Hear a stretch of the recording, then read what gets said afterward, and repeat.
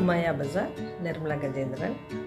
இன்றைக்கு நாம் பார்ப்பது பச்சை பட்டாணியை 6 மாதத்திற்கு எப்படி ஃப்ரிட்ஜில் ப்ரிசர்வ் பண்ணுறது அப்படிங்கிறத பார்க்க போகிறோம். பச்சை பட்டாணியை சீசன் அப்போ கம்மி விலையில் வாங்கி அதை ஃப்ரீசரில் ஸ்டோர் பண்ணி வைக்கலாம். தண்ணியை பாயில் பண்ணிடணும். பட்டாணியை நல்லா உளிச்சிட்டு கொதிக்கிறப்ப பட்டாணியை சேர்த்து உடனே ஆஃப் பண்ணிடணும். தண்ணியை ட்ரைன் பண்ணிவிட்டு ஆற விடுவோம். ஸ்டெயின்லெஸ் ஸ்டீல் பாக்ஸில் போட்டு வச்சுட்டா 6 மாதத்துக்கு கண்டிப்பாக யூஸ் பண்ணலாம். ஏர் டைட்டாக மூடி போடணும். ஃப்ரீசரில் வைக்கணும். நான் இப்போ கிளாஸ் கண்டெய்னரில் போட்டு வச்சுருக்கேன். ஃப்ரீசரில் வச்சுருக்கேன். ஃப்ரீஸ் ஆயிடுச்சு.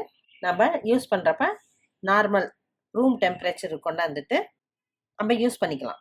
இந்த முறையில் நம்ம பட்டாணியை பாதுகாத்து வைக்கலாம். நம்ம தேவைப்படும் போது ரூம் டெம்பரேச்சருக்கு கொண்டு வந்து பட்டாணி குருமா, உருளைக்கிழங்கு பால் கறி, ஈவன் பிரியாணி எல்லாத்துக்குமே கொஞ்சம் கொஞ்சம் எடுத்து யூஸ் பண்ணலாம். சீசன் அப்போ தான் இது அதிகமாக கிடைக்கும். அதனால் கிடைக்காதப்ப நம்ம இதை யூஸ் பண்ணிக்க வசதியாக இருக்கும். இப்போ நேரடியாக பச்சை பட்டாணியை ஃப்ரிட்ஜில் வைக்கலாம். ஆனால் அது ஸ்மெல் கொடுக்கும். மோரோவர் அந்த தோலெல்லாம் தனியாக வரும் சாப்பிட்றப்ப. இதெல்லாம் அப்படி வராது. அதே போல் ஃப்ரிட்ஜில் வைக்கிறப்ப ஃப்ரீசரில் கண்டிப்பாக பிளாஸ்டிக் வெசல்ஸோ பிளாஸ்டிக் கவர்லேயோ போட்டு வைக்கக்கூடாது. இது நம்ம கவனிக்க வேண்டிய விஷயம்.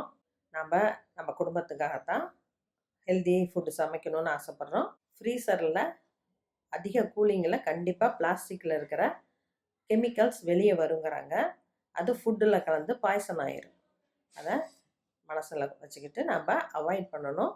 ஈவன் ஃப்ரிட்ஜில் வைக்கிறது எல்லாமே கண்ணாடி பாட்டில், ஸ்டெயின்லெஸ் ஸ்டீல் இப்படி யூஸ் பண்ணி பழகணும். நம்ம ஃப்ரிட்ஜில் நிறையா பொருட்கள் வைத்து பழகிட்டோம். ஆனால் எல்லாத்துக்கும் நம்ம கண்ணாடி பாட்டில் தேடுறது கஷ்டமாக தான் இருக்கும். அதனால் அளவாக பொருட்களை உள்ளே வைக்கணும். அதுக்கேற்ற மாதிரி வெசல்ஸையும் மாற்றிக்கணும். நம்ம குடும்பத்தை நினச்சோம்னா கண்டிப்பாக மாறுவோம். உங்களுக்கு இந்த மெத்தடு பிடிச்சிருக்குன்னு நம்புகிறேன். செஞ்சு பாருங்கள். தேங்க்யூ.